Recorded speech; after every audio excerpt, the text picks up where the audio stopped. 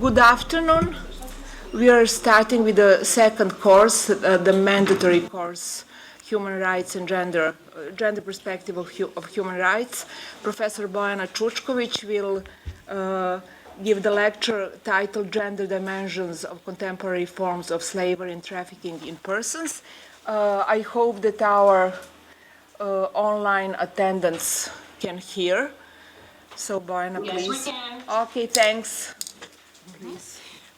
Thank you, Professor Vujadinović, for the introduction. I hope that we can hear each other, both here in person and online. Yes, I have the pleasure today to start with the first session within the International Human Rights course. Recording. Mm-hmm.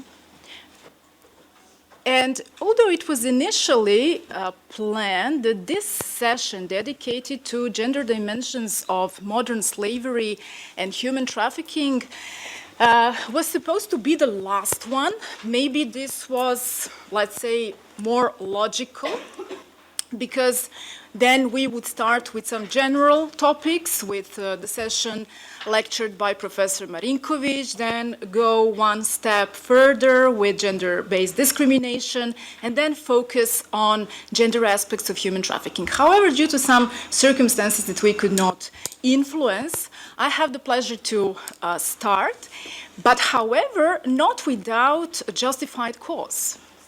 Why? Because as you may know,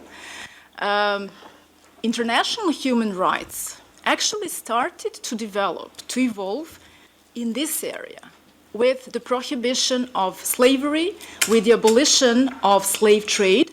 So the first international conventions actually were concluded among states on this topic. And that's why I think it was actually a good idea to start with this topic and to see how far we have come since 1926 and the first anti-slavery convention, and to what an extent these international conventions have become gender sensitive. So this will be my task for today. Before I go into specific details, I would just like to explain how I structured the session today.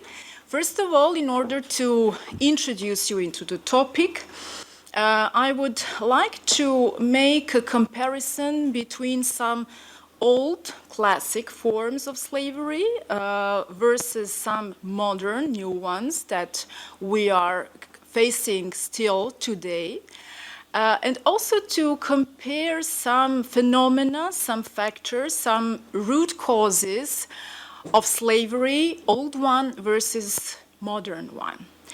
After going through these issues, we would then analyze and scan the rules on slavery and trafficking in persons from a gender perspective. So I will outline relevant international conventions in this area, and we will analyze, we will see whether they contain certain gender-sensitive provisions or not, and to what extent. And finally, towards the end of the session, we will critically assess those provisions and see whether they are effective enough to afford protection to women's rights. So basically, these three topics will be dealt with during the session. I have some photos here on this slide for you.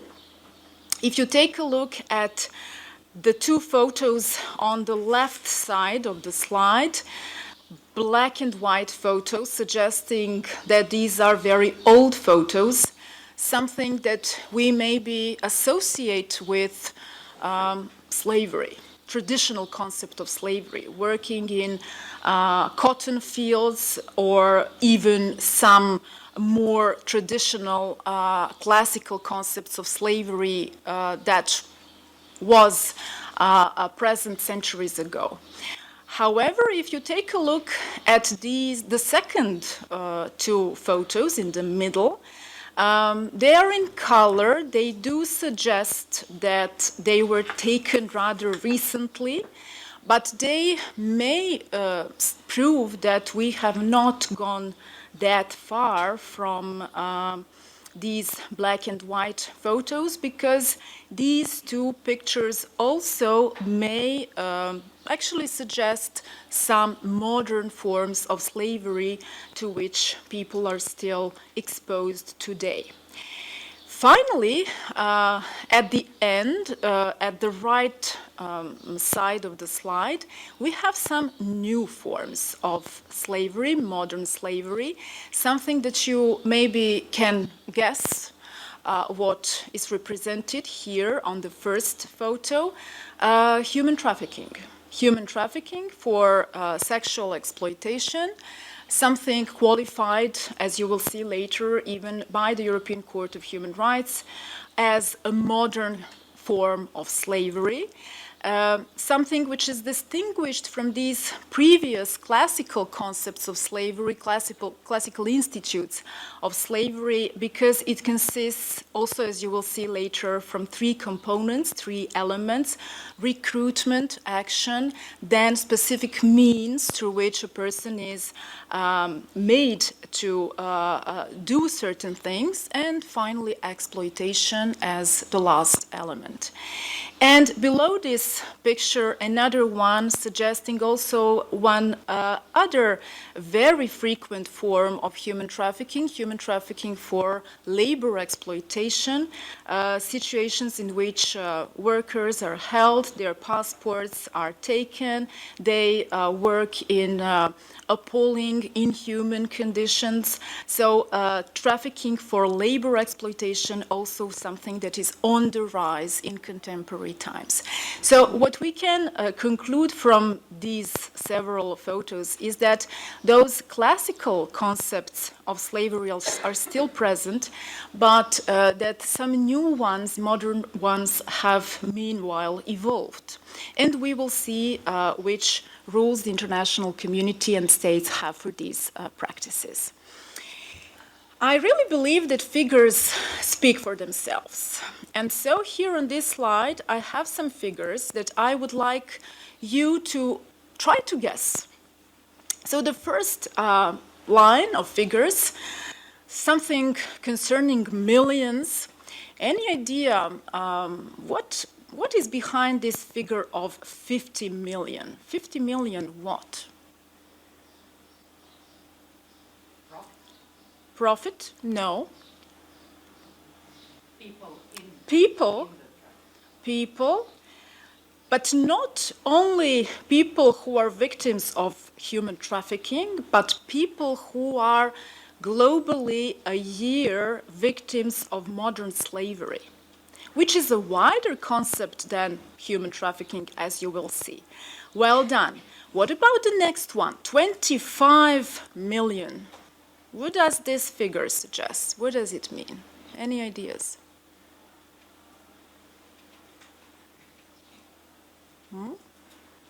Yeah, please. Maybe age, younger than 20 years or No. less than 18 years. No.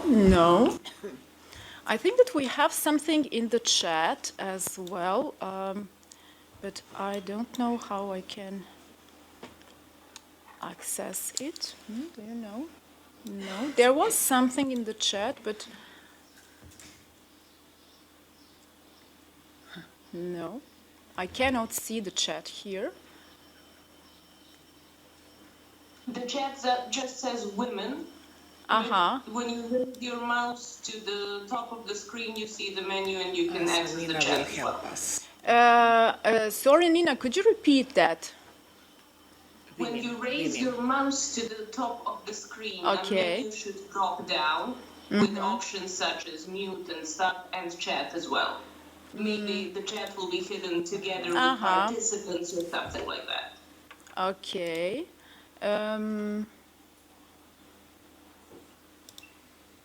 No, this is not that. More, maybe more. Yeah, chat. Here it is. Aha, women. Okay. But women what? Regarding what? Any idea? It is not women, I must tell you. It's not women, but if you compare to the previous one, suggesting 50 million people held in slavery, any ideas? 25 million, half less. What does that suggest? Please. Maybe physical labor, people that are subject to physical labor. No, Sreten? That's right, human trafficking victims. So you can see that half this number are victims which were victims of human trafficking. And the last one, I suppose, is very obvious, 115 billion. That is something you aimed at the beginning, yes, profit. So annual, yeah, the profit of only traffickers, only human traffickers a year. Now, the second column, 72%, any idea? Women. Yeah, women. But women what? Women are victims of human trafficking in general. Yeah, so you can see that already these figures do suggest how important and how present this gender dimension in human trafficking and slavery is. Very good. We have in the chat 72% are women and girls. So yeah, women. 77%, any idea? It's expected, I guess. No, Increase, no. We have in the chat, no, 77 sex trafficking. No, that's not it. But if you take a look at children, only children victims of human trafficking, any ideas? I helped you a bit. Yeah, girls. 77% of victims of human trafficking among children are girls. And last, but unfortunately not least, 94%. Any idea? Please.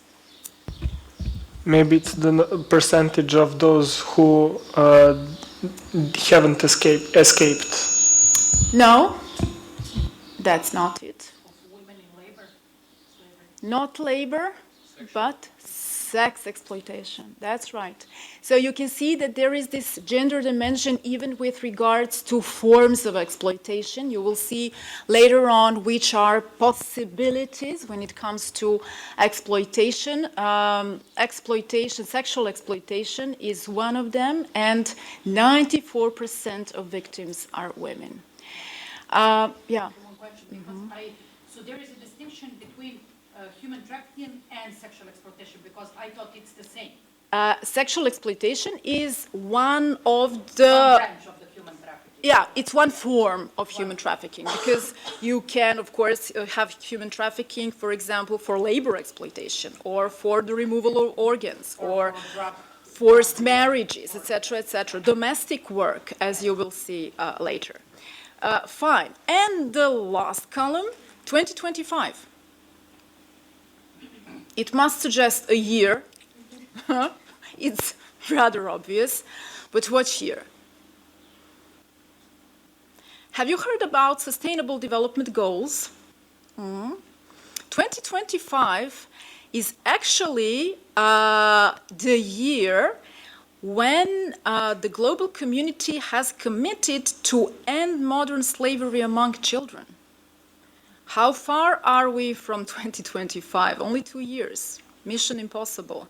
2030, the next option that you have here. Any ideas? I don't think it will ever be solved unless we solve war, because I think that Definitely. war is We'll talk about. Yeah, that's right. You are completely right. One of the root causes. Yeah. 2030.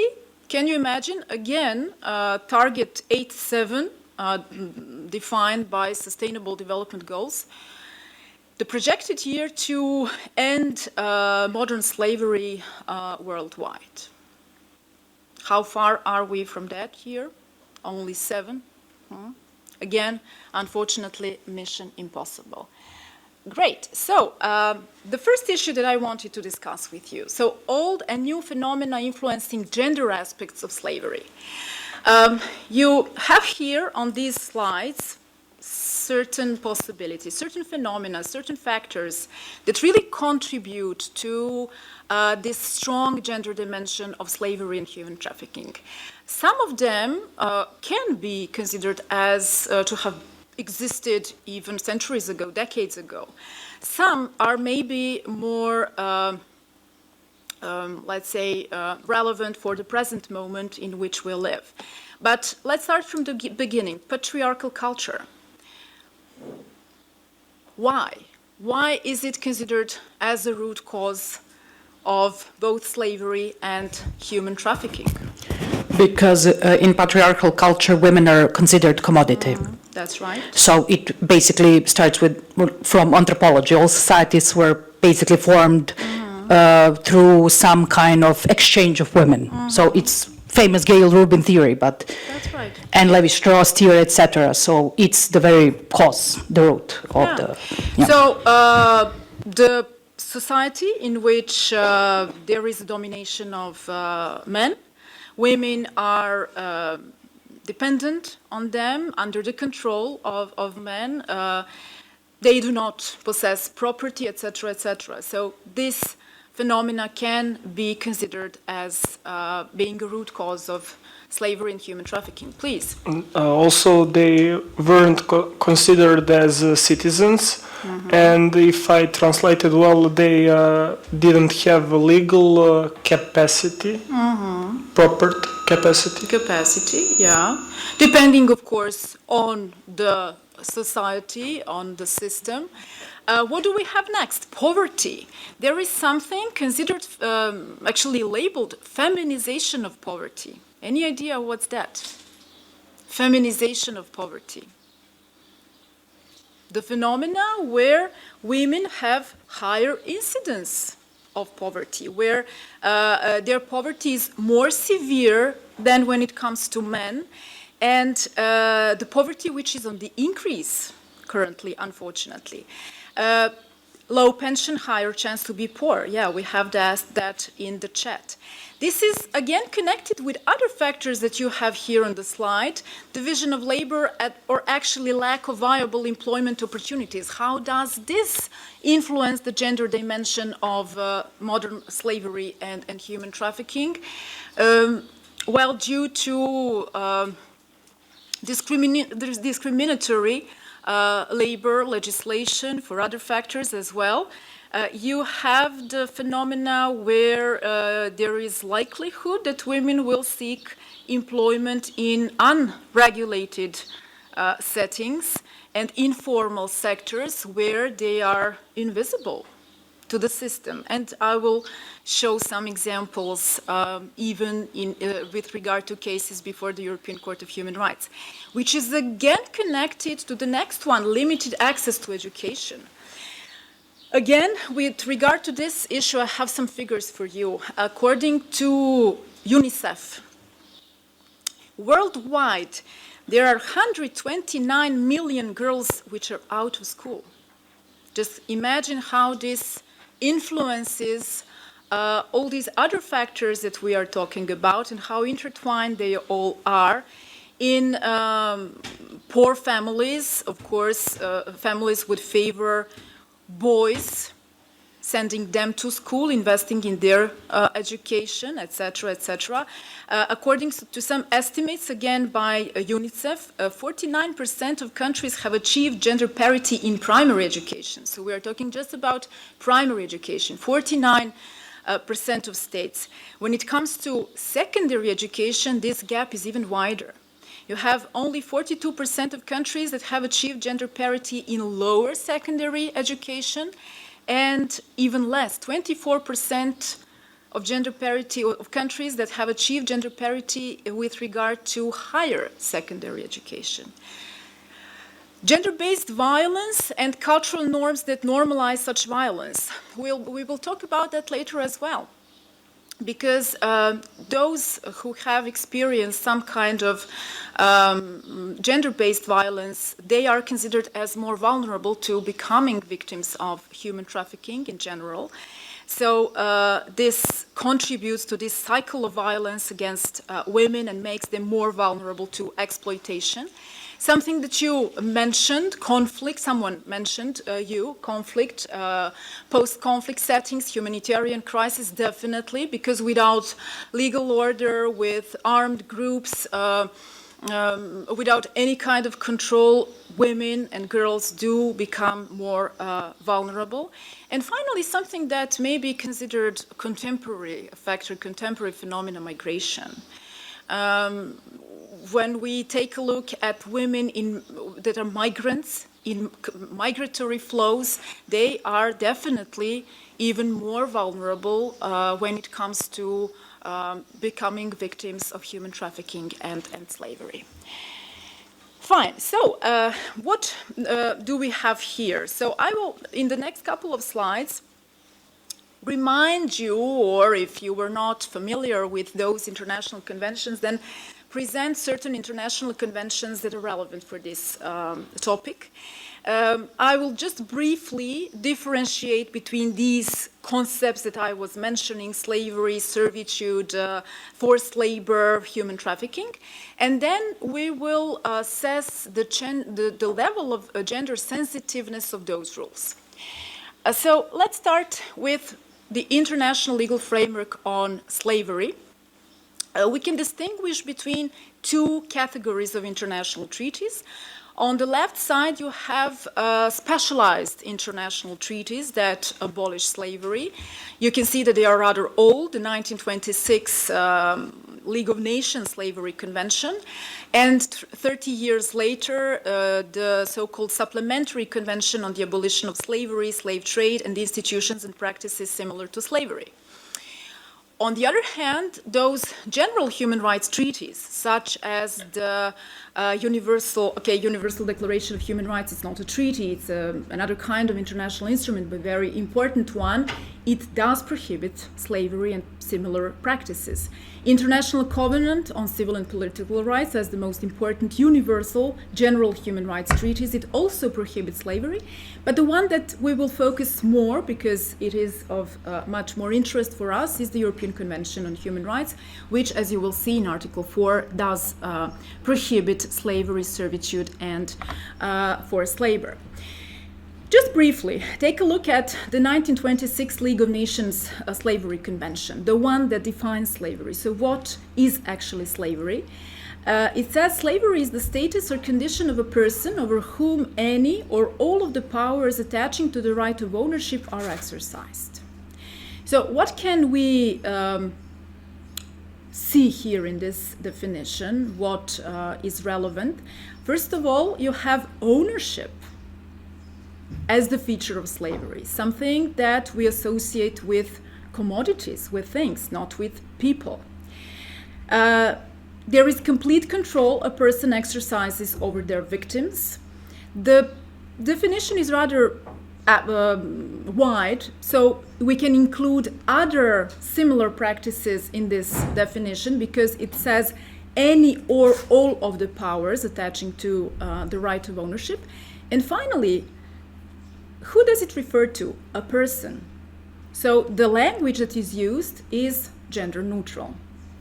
However, 30 years later, if you take a look at this supplementary 1956 Convention on the Abolition of Slavery, the Slave Trade, and institutions and practices similar to slavery, state parties realized that there were some additional problematic practices that needed to be abolished. And already in Article 1, you have some practices which are detrimental for women, which affect only women. So what it prohibits is institution or practice where a woman without the right to refuse is promised or given in marriage on payment of a consideration in money or in kind to her parents, guardian, family, or any other person or group, or where the husband of a woman, his family, or his clan has the right to transfer her to another person for value received or otherwise, or a woman on the death of her husband is liable to be inherited by another person. So these practices were selected and explicitly prohibited by the 1956 convention. Now, for the Republic of Serbia and all the countries that are contracting parties to the European Convention on Human Rights and that are members of the Council of Europe, this article is relevant. So Article 4, which prohibits, actually provides that no one shall be held in slavery or servitude and no one shall be required to perform forced or compulsory labor. You can see that this article is rather brief, concise. It does not define what is slavery, what is servitude, what is forced labor. However, thanks to the jurisprudence, the case law of the European Court of Human Rights, we do have relevant explanations. So the court referred to the definition contained in the 1926 Slavery Convention. You remember the one that I raised earlier. So that is a relevant definition also that the European Court of Human Rights is using. Then when it comes to servitude, the court defines that as a particularly serious form of denial of freedom. So there is no right of ownership over the person, but there is this particularly serious form or denial of freedom where there is even an obligation to perform certain services for others, the obligation for the serf to live on another person's property, etc., etc. And finally, second paragraph of Article 4, prohibition of forced labor. Again, no definition in Article 4, but what the court does is refer to the International Labor Organization Convention, which defines forced labor, and the court considers that forced labor is all work or service which is exacted from any person under the menace of any penalty, and for which the said person has not offered himself voluntarily. So this menace of a penalty is one of the important criteria for qualifying a situation in which a person is as forced labor. Now, just to give you an idea, even though you may maybe suppose that these practices are not that widespread, there are still, even today, practices which can be considered as slavery. And I have here, as an example, a practice which is still present in West Africa. I don't know whether any of you is familiar with these Čučković practices, where actually the family gives little girls aged 7, 8, 9 to a shrine. Why? Because they believe that their sins would be pardoned if they do that. And if they don't do that, then the whole family would be cursed. Here you have a testimony of one of the Čučković girls contained in a report of Anti-Slavery International. So this is something that happened not long ago. It says, I was sent to the shrine when I was 9 years old because my grandmother stole a pair of earrings. I was made to work from dawn until dusk in the fields, and when I came home, there was no food for me to eat. When I was 11, the priest made his first attempt to sleep with me. I refused and was beaten mercilessly. The other girls in the shrine told me it was going to keep happening, and if I refused, I would be beaten to death, and the next time he tried, I gave in. The suffering was too much, so I tried to escape to my parents, but they wouldn't accept me and sent me back to the shrine. I couldn't understand how my parents could be so wicked. I think that this testimony speaks enough for itself, but just to give you an idea that similar practices, actually, practices that can be qualified as modern laboring, are also present in our vicinity, in one of the most developed European countries. I have another case here for you, a case that actually suggests how often these slavery-like conditions of household women workers in Europe are. So this is a case that ended up before the European Court of Human Rights. Maybe some of you are familiar with it, the famous Iliadin versus France case. The facts of the case were that this young girl, so this is the applicant, a citizen of Togo, was 15 years old when she came to France, and she was accompanied by Mrs. D, also from Togo. The deal was that she would be helping her, that she would enroll her into school, and that she would take care of regularizing her status in France.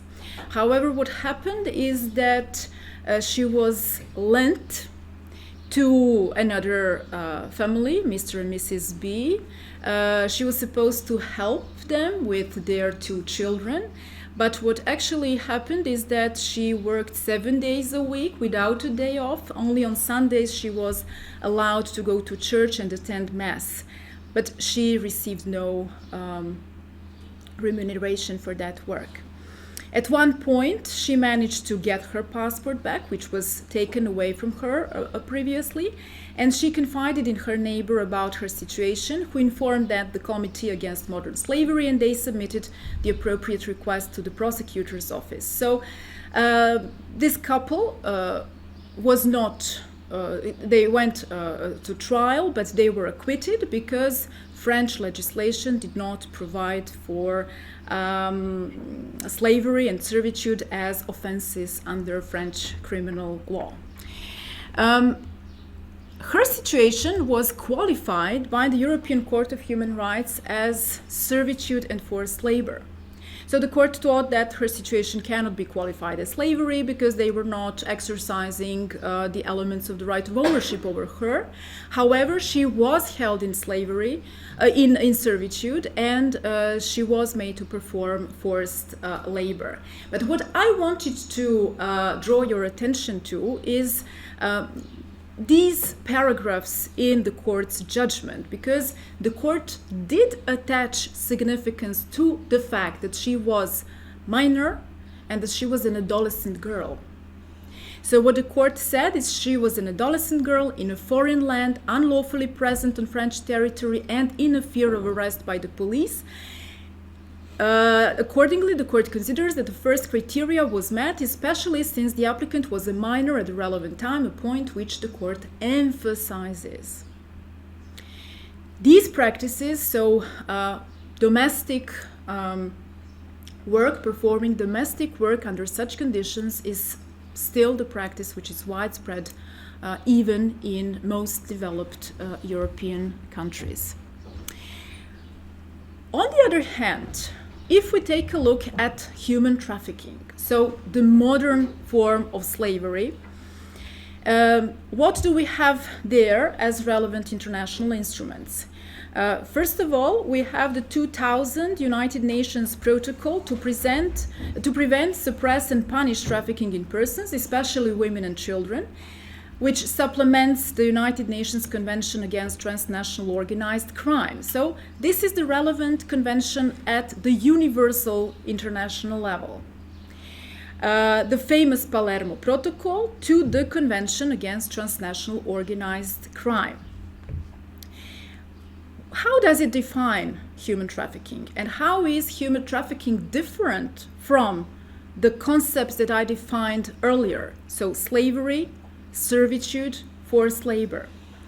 Because there are 3 elements that need to be present. First of all, what do you have? Action. Which action? Recruitment, transportation, transfer, harboring, or receipt of persons. The second element, means. How is it done? Through the threat or use of force or other forms of coercion, of abduction, of fraud, of deception, of the abuse of powers, or of a position of vulnerability, or of the giving or receiving of payments or benefits to achieve the consent of a person having control over another person. And finally, the purpose as a third element, meaning exploitation. What does Palermo Protocol consider to be exploitation? exploitation of the prostitution of others or other forms of sexual exploitation, forced labor, or services, slavery or practices similar to slavery, servitude, or the removal or organs. So these are different forms of exploitation that the Palermo Protocol provides for. On the regional European level, there is another important convention. This is the Council of Europe Anti-Trafficking Convention, Convention on the combating trafficking in human beings. The definition is the same. So the Council of Europe Convention also defines human trafficking through these three elements. But what is different? First of all, if you remember, the Palermo Protocol is a protocol to another convention, the Convention on Transnational Organized Crime, which means that human trafficking is considered only in the context of transnational organized crime. With the Council of Europe, this limit has been overcome. Why? Because according to the Council of Europe Convention, it is irrelevant whether human trafficking occurs by an organized criminal group or a single person is a trafficker. And the other issue is whether there is transnational activity or not. So within the borders of one single country, there can be trafficking, and of course the rules of the convention apply to such situations as well. Something that I will raise later on, the 3 P's of the convention. So the duties of states are actually organized through 3 P's. The first P is prevention. So the one set of provisions actually deals with what are states' obligations in order to prevent human trafficking. The second set of provisions refer to protection. Protection of whom? Of victims. So this is a very important part of the convention. I will come to that later. And finally, prosecution. Again, prosecution of whom? Of traffickers. So there is also one set of states' obligation that refer to this issue. Now, besides these specialized international treaties, again, I have to come back to the European Convention on Human Rights. Do we have an explicit prohibition of human trafficking in Article 4? Do you remember what was prohibited by Article 4? Slavery, servitude, and forced labor. It doesn't mention human trafficking. Is there another provision in the European Convention on Human Rights prohibiting human trafficking? No. So Article 4 is the only possible option. And thanks to the European Court of Human Rights, the court actually qualified human trafficking as modern form of slavery. And you have here the citation, the part of the judgment in one very important case, Rantsev versus Cyprus and Russia, where the court said, the court considers that trafficking in human beings by its very nature and aim of exploitation is based on the exercise of powers attaching to the right of ownership. It treats human beings as commodities to be bought and sold and put to forced labor, often for little or no payment, usually in the sex industry, etc., etc. And what we got from the court is that trafficking falls within the scope of Article 4. So what we got from the European Court of Human Rights in this case is that Article 4 also encompasses prohibition of human trafficking, which is not just a serious crime, but also serious violation of basic human rights. Another issue that I will come back to later on is the concept of positive duties. In this same judgment, the European Court of Human Rights distinguished between 3 sets of positive duties that states parties to this convention have with regard to human trafficking. The first set is to establish relevant, appropriate legal and administrative framework, meaning to have human trafficking, for example, as a criminal act provided in national criminal legislation of the contracting party. However, the second group of positive obligations refers to the obligation to take protective measures towards whom? Again, towards victims of human trafficking. So this is also the obligation of states. If there is some failure with that regard, the state will be violating the European Convention on Human Rights. And finally, procedural obligations regarding investigation of human trafficking. If there is some failure regarding the investigation does not satisfy the criteria, for example, of effective investigation, does not bring traffickers to justice, then the state contracting party to the European Convention will also be violating the European Convention on Human Rights. Now that you have an overview of these relevant international instruments, especially when it comes to human trafficking, let's again see what is the relevance of gender dimensions of human trafficking. Now let's focus on human trafficking. So what do you perceive as root causes that make women and girls more vulnerable? We discussed earlier root causes of slavery in general. Do they all apply here? What do you think? Or are there some new root causes that were not mentioned earlier? What do you consider to be root causes of human trafficking when it comes to girls and women? Mm-hmm. Well, I think the first obvious thing is their physical... The microphone, please. Always. Mm-hmm. They're physically weaker than men. Okay. So it's easier to, control them by that means. Okay, what else? That's the root cause. Okay, it is. But what else? One cause may be dependency caused by addiction. It might be. Let's say drug addicts are determined to become victims of human trafficking. Definitely, yeah. So we have this intersectionality issue. We have different factors that intertwine. For example, you have young women. You have young girls coming from foster homes, which are even more vulnerable to human trafficking. We have migrant women that are also very vulnerable. We have maybe women with a previous experience in sexual harassment and gender-based violence, which are also more vulnerable to becoming victims of human trafficking. So all this, in addition to those general root causes that we mentioned at the beginning: poverty, lack of viable employment possibilities, armed conflict, etc., etc. So there is an obvious gender dimension regarding root causes. When it comes to the form of exploitation, what do we have here? What is the gender dimension of forms of exploitation? Which forms of exploitation, to which forms of exploitation are women and girls more exposed than others? To sexual exploitation. Sexual exploitation. What else? We had exploitation for domestic labor. Yeah, that's right. Forced marriages, something that is also very specific when it comes to women and girls. Assistance needed by victims of trafficking is gender specific. What is meant by that? Assistance needed by victims of trafficking is gender specific.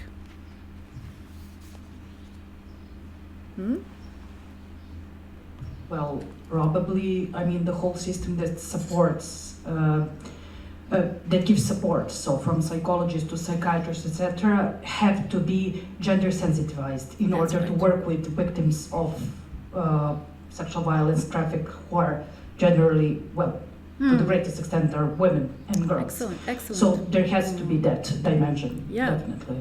Excellent, because if you refer to the previous one, when we talked about forms of human trafficking, the victims of sexual exploitation, they are traumatized, very, very traumatized. We cannot compare that, for example, to trauma when it comes to human trafficking for labor exploitation. This is also, rape victims, shelters should be led by women.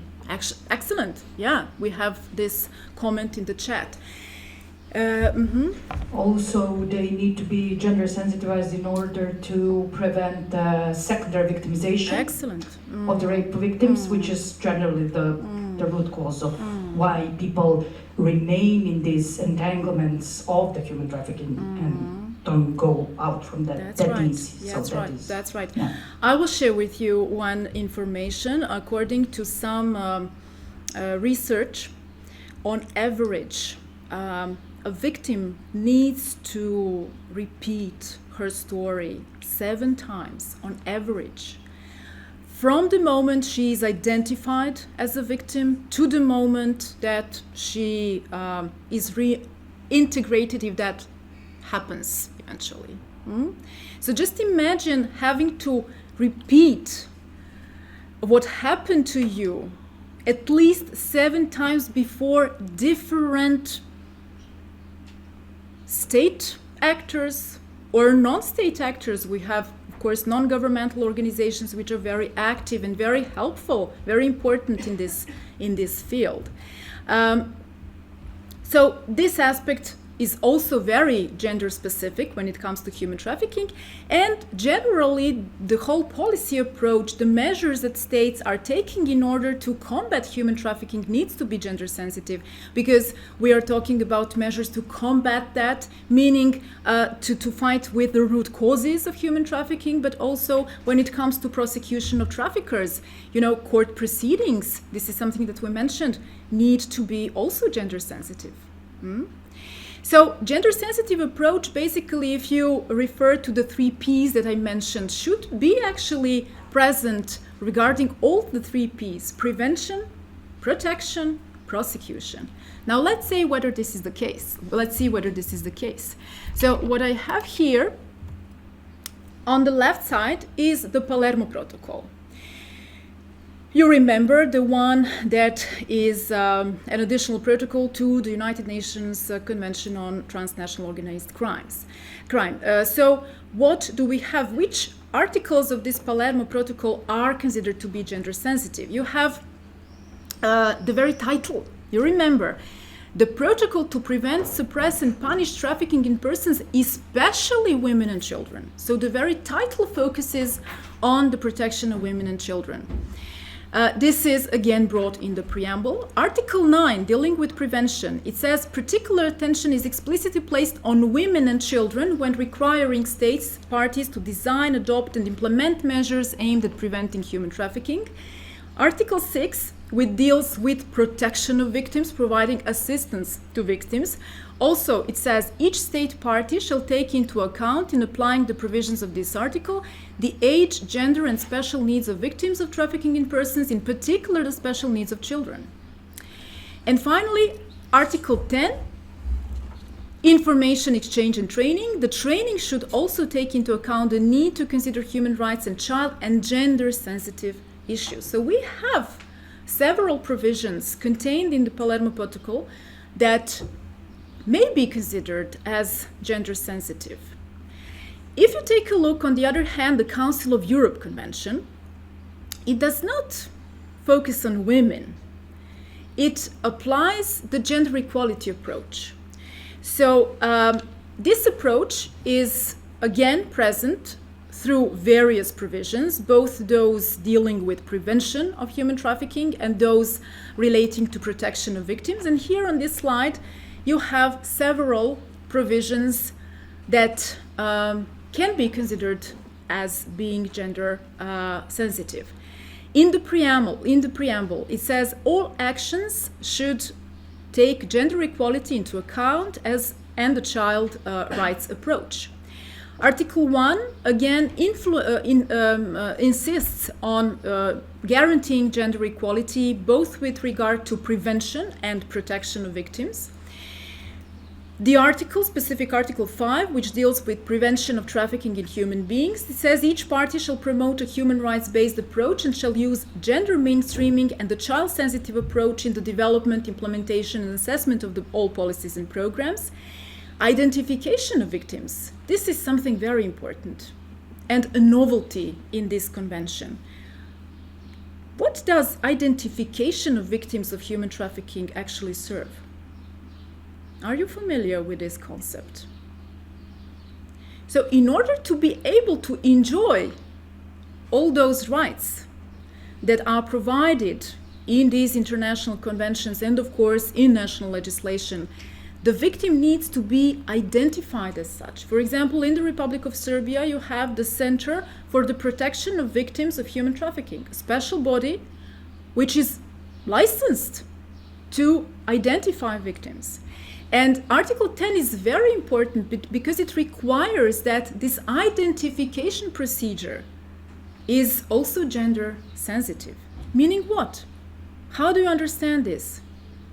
How can the procedure of identification of victim be gender sensitive? What does it mean?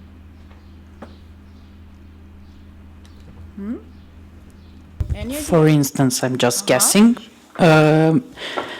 giving faith to women talking about their experience, because that's one of the first problems, issues, when women address policemen or generally people. So I know that policemen go through gender-sensitive workshops to be sensitized when they have issues like this. So that's training is necessary. Yes. Training is necessary. Yes. But who do you think victims first go to?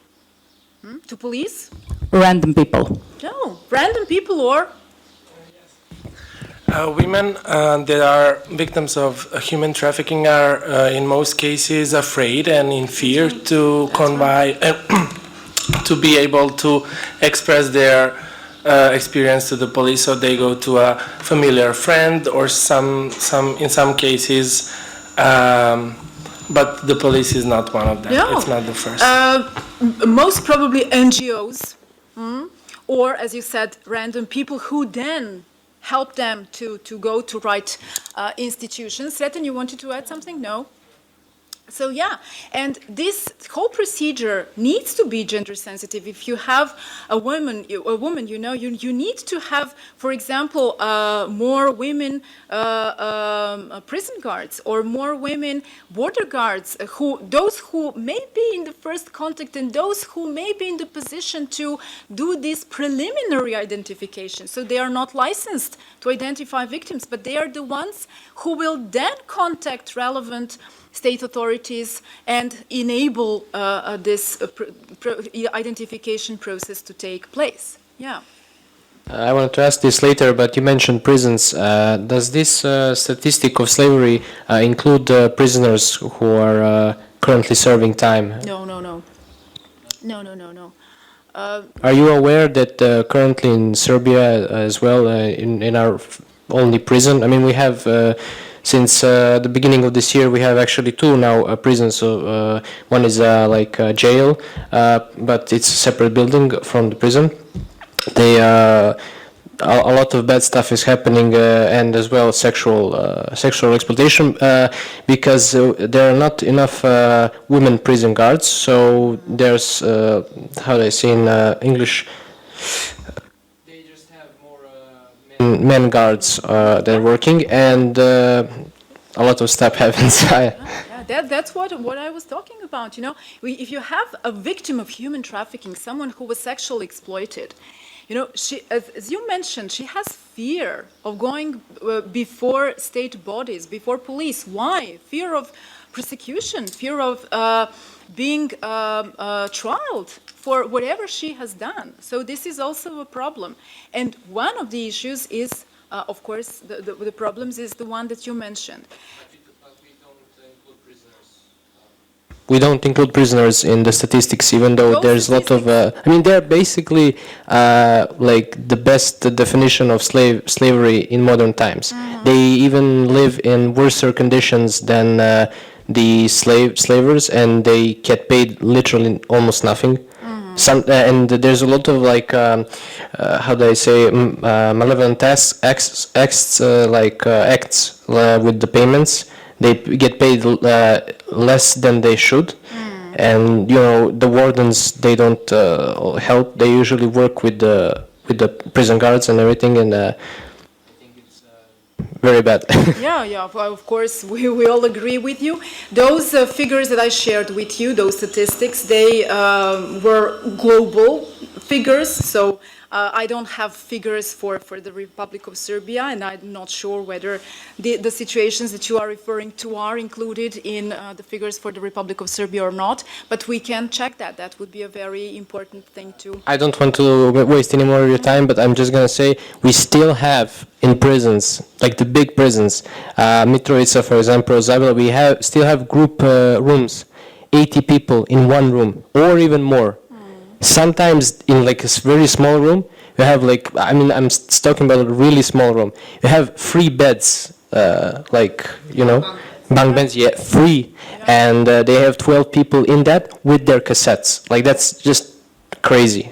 No, it's against the European Convention on Human Rights. It's against the standards that the European Court of Human Rights has established with this regard. So by doing that, our state is actually violating its international obligations as well.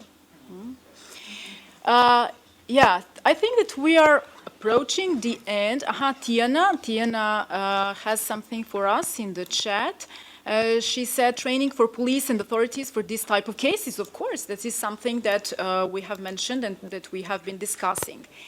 And finally, and here I will stop because we have prepared something for you later on after the session on gender-based discrimination, and we will go through these issues in more detail there. But I have to remind you that there is one other very important international convention for this topic, and this is the 1979 Convention on the Elimination of All Forms of Discrimination Against Women. Why is it relevant? Of course, for obvious reasons, but there is a specific article, Article 6 of this convention, which provides states parties shall take all appropriate measures, including legislation, to suppress all forms of trafficking in women and exploitation of prostitution of women.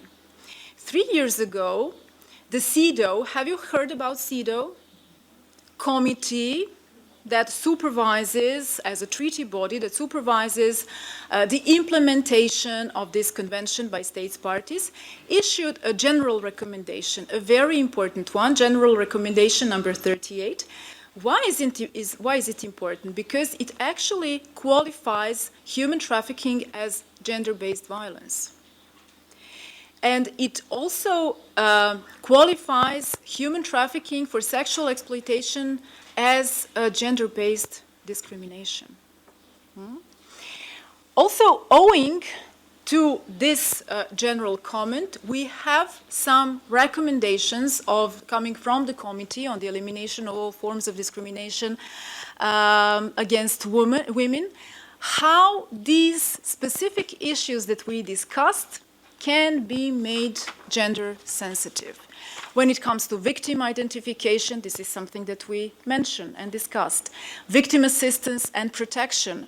The relevance is to have gender-sensitive approach through the whole process of providing assistance to victims of human trafficking. Not just at the beginning, when they are discovered, but later on as well.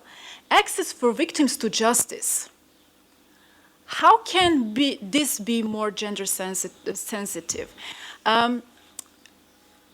What is the right of the victims? A very important one which is provided in these international conventions that I mentioned.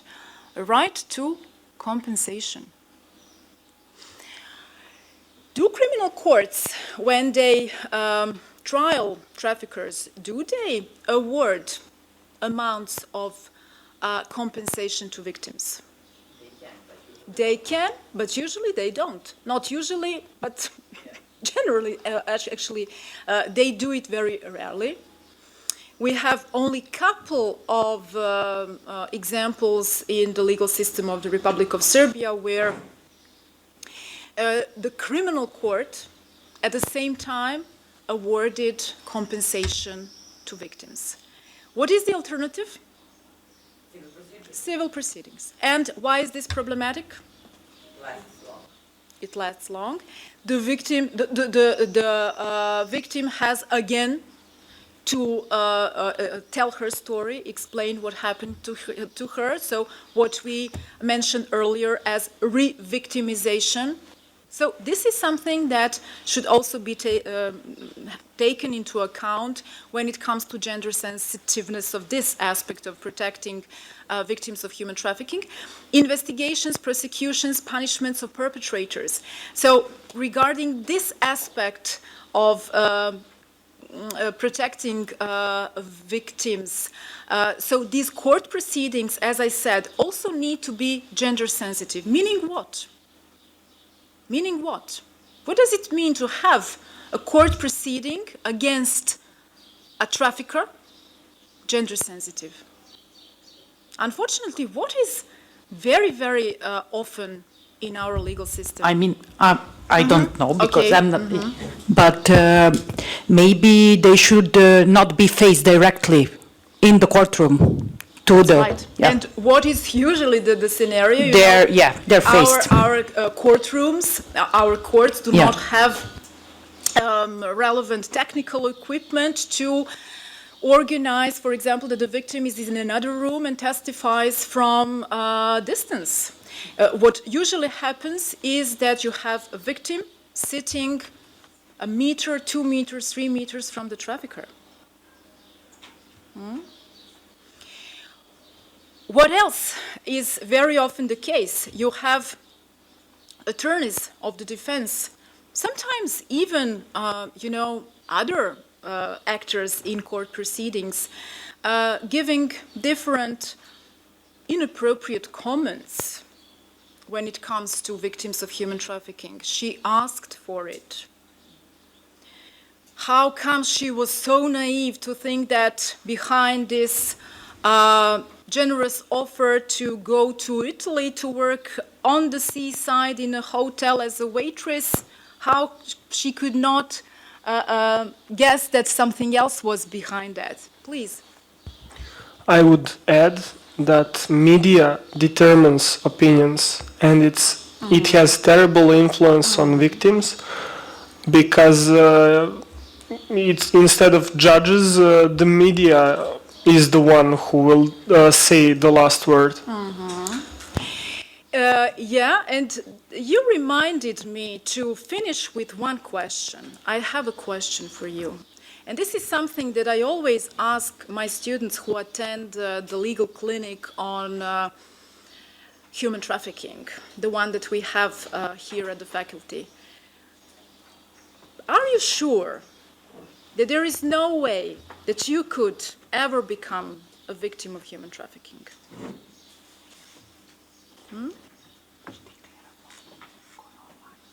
Please. Personally, I don't think that I can become in peacetime, but in a wartime, for sure. If. Yeah, yeah.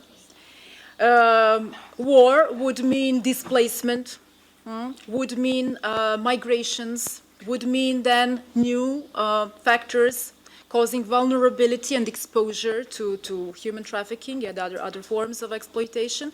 Definitely, I always remember Professor Žarković, Professor Milan Žarković from the University of Police Studies.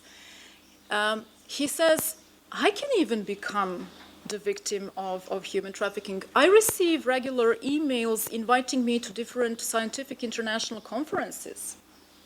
You can go to that conference thinking that you will be attending the conference and actually end up in human trafficking process. So what are the most usual techniques when it comes to women? How do they end up in human trafficking? The lover boy technique.